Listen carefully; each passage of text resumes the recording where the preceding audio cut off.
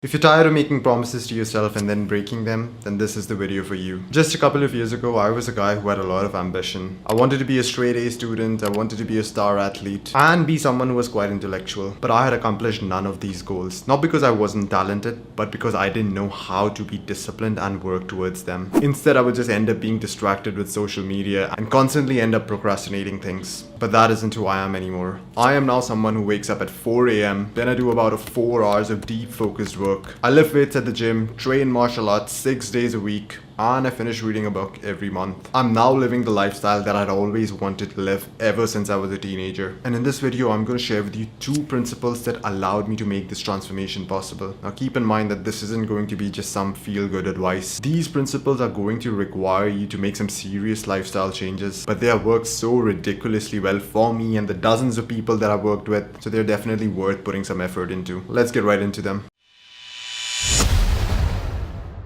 The most impactful change that I have made in my life has been my diet. I'll break my dietary journey down into 3 stages. In stage 1, I quit all types of food that you get in packets. Things like Oreos, Snickers, Pepsi, and I quit other forms of fast foods like burger, pizza, french fries. Just making this one singular change will boost your discipline by at least 30%. The reason why I felt such a significant boost in my discipline was because fast food was killing me in 2 ways. Firstly, because it just makes you feel satisfied and content with life. When you drink that can of Coke that is just filled with sugar, your brain releases this pleasure-inducing chemical called dopamine. And this is what makes you feel a bit too relaxed and content with things. And once you get used to feeling this way, then believe me, it becomes very hard to do things that require effort. Secondly, the ingredients that are being put in 90% of these things that come in packets are just micro doses of poison. Like, think about it. There is no such thing such as an Oreo tree or an Oreo animal. These things do not exist in nature. They were actually created in some lab with the sole mission of making it as pleasurable as possible to eat, so that the person gets hooked to that product and keeps coming back to it. And once these unnatural ingredients get in your system, you might feel good for a short amount of time, like when you're actually eating that burger. But a few minutes or hours later, you are going to start feeling a bit low. You might even start feeling tired and sleepy and feel like you're having a hard time focusing on things. All of these are symptoms that your body is having a very hard time digesting the things that you're putting in it. Once I understood the damage that fast food was doing to me, I started making some changes. The first thing that I did was that I started shifting towards whole natural foods. These are foods that are not processed and usually have one single ingredient that is naturally occurring. Things like fruits, dates, honey, meat, fish, eggs. Initially, when I was making this switch from processed food to whole natural food, things were a bit hard. Because firstly, I was just so addicted to these sugar-filled processed things and my brain made me crave them. Secondly, because now I had to spend more time researching, reading labels, making somewhat of a meal plan, and the fact that my groceries now costed a lot more. But I kid you not, within a few weeks of making these dietary changes, my focus, my energy levels, my mood, all of them got better. So this initial period of struggle and the extra cost of groceries is 100% worth it in my opinion. The second stage of my dietary journey consisted of fasting. Fasting is basically when you do not eat food for a particular period of time. Turns out that when you give your body some break from constantly having to digest and break down food, then it begins to perform a lot of cool repair functions within you. Firstly, it balances out your hormones. This meant that I felt a lot more awake and focused during the day when I was actually working. And the quality of my sleep got way better when I was resting at night. Secondly, during a reasonably long fast, your body begins to eat dead and decaying cells, and this will really boost your energy levels and make you feel light and unburdened. Lastly, your body also begins to produce something called ketones, which is an alternative source of fuel and is considered as superfood for the brain. There are numerous studies on how ketones impact your mood and your focus levels positively. So what I do now is that on most days, I fast for about 15 hours a day. I know this sounds like a lot, especially if you're new to fasting, but to be honest, it is quite easily attainable with a little bit of practice. I have my dinner 2 hours before I go to bed. Then I sleep for around 7.5 hours. And then you push your breakfast by a few hours. And before you know it, you have completed a 15-hour fast. I've noticed that during the mornings when I'm in a fasted state and my body does not have anything to digest,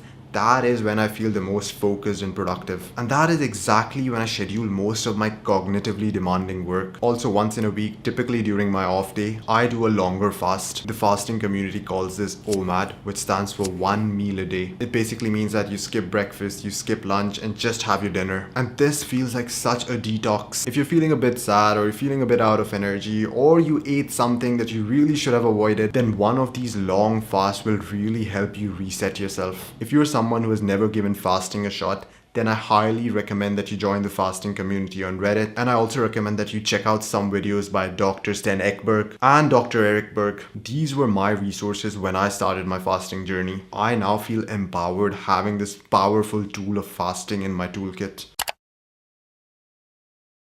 Now, although I felt amazing during this fasting window, especially during the mornings where I could just get so much work done, there was just one problem. As soon as I had my first meal, I would start feeling tired and sluggish. And that was pretty much the end of my productivity during the day. I would feel this way even though I was eating whole, natural, unprocessed food. The ways that I found to combat this mid-afternoon crash was firstly by reducing my carb intake. So I did some calculations and I found out that I was eating about 150 grams of carbs a day. And having too many carbs tends to have a sleepy effect on me. I have now reduced my carb intake to about 50 grams. That is like 1/3 of what I was previously eating. And also I have most of this 50 grams of carbs at night in my last meal. So now my first meal is primarily just proteins and fats. This way I get the best of both worlds. I'm still hyper productive for most of the day, and yet I get to enjoy carbs and the sleepiness that they cause during the night. The second way to combat this mid-afternoon crash is by lowering the size of your meals. If you eat anything in large quantities, even proteins and fats, then blood is going to rush from your brain to your gut to actually help you digest that food. And this is what causes you to feel sleepy and gives you that brain fog. So what I do now is that early on during the day when I'm working, I keep my lunch small, enough to just fuel me up, give me some energy and get me going, but not to the point where I'm lethargic and sleepy. And then to compensate for that small lunch, I have a much larger dinner. This way my dinner actually helps me to fall asleep, which is exactly what I want.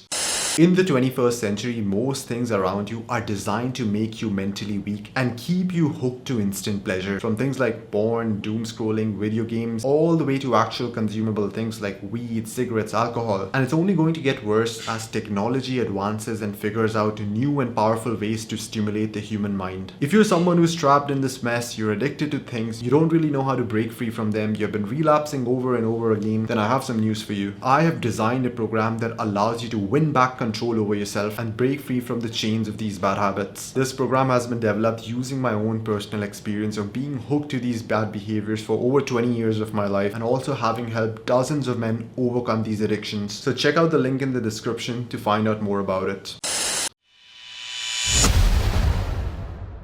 One key principle that allowed me to transform myself was to make the productive things in your life the most fun part of your day. Early on during my teenage years, my day was just filled with quick pleasures. I would consume a lot of social media content, I would doom scroll, I would play video games where I'm just collecting loot for hours and just trying to level my character up. When you have so many colorful and exciting options of pleasure to pick from, then all of a sudden reading a book which is just black text on a white paper is not the most appealing thing to do. Even when I would sit down to study, I would only do it because I absolutely had to. Deep down, I couldn't wait to just jump back into the game that I was playing. Studying was just an obstacle. It wasn't a thing that I was truly looking forward to. What I've done now with my life is that I've removed all sources of quick fun. I do not binge watch shows, I do not play video games, I do not go clubbing, I do not scroll on social media. And when I tell people this, the first thing that they say is that, "Oh my god, Jibreal, your life is so incredibly boring." And internally, I'm like, yeah. That is precisely the point. When you have an otherwise so-called boring life, then all the other productive things seem to be a lot more interesting. Like, consider this thought experiment. There is this person and he actually wants to read a book on how to expand his business. But the problem is that this person has a blossoming social life. His friends are texting him each night that, hey, come show up, with all these tempting offers. Additionally, he has like a gaming PC set up in his room, and every month there's a new game dropping which requires 50 hours of his time to grind that game out. And also he just discovered discovered Tinder. Now he's hooked to going on random dates with strangers. What do you think is going to happen? The truth is that that book that she was supposed to read is never going to be read. It's going to be sitting there collecting dust on his bookshelf, and it's going to remain untouched for years because he's just so sedated by all these other distractions. Now consider a second scenario. You take that same person with the same book and you put him in a hut in Antarctica. There's no internet there, there's definitely no clubbing there, and there's probably no Tinder either. All that remains is that one book staring right at him. Guess what is going to happen? That book is going to be read, and not just read. He's actually going to look forward to reading that book, because that is now the only thing that can provide him some form of positive stimulation. And this is exactly the kind of environment that you have to create for yourself. Ask yourself this question: what are the ways in which you are sedating yourself right now? Then remove those sedations and tell yourself that I would rather get bored the entire day than sedate myself with a distraction, because it is in that phase of boredom where you'll actually gravitate towards productive things. Now this does not mean that all you do is work and just end up burning yourself out. I still do occasionally watch a good classical movie, or I do play a video game which is story driven and it values my time and does not expect me to grind out 50 hours just to collect some loot. I still socialize with close family and friends from time to time, but now these things are treated as recovery and rejuvenation rather than being viewed as rewards. The reward continues to remain the productive things that I'm doing. I genuinely cannot wait to get back to working even while I'm watching a movie. Now the purpose of that movie or that social event is to actually get me charged up so that I can get back to my mission. Even though these two principles are incredibly effective, there are still a number of tiny things that you are doing that are impacting your discipline and self-control negatively. So make sure that you watch this video to learn more about them and fix them.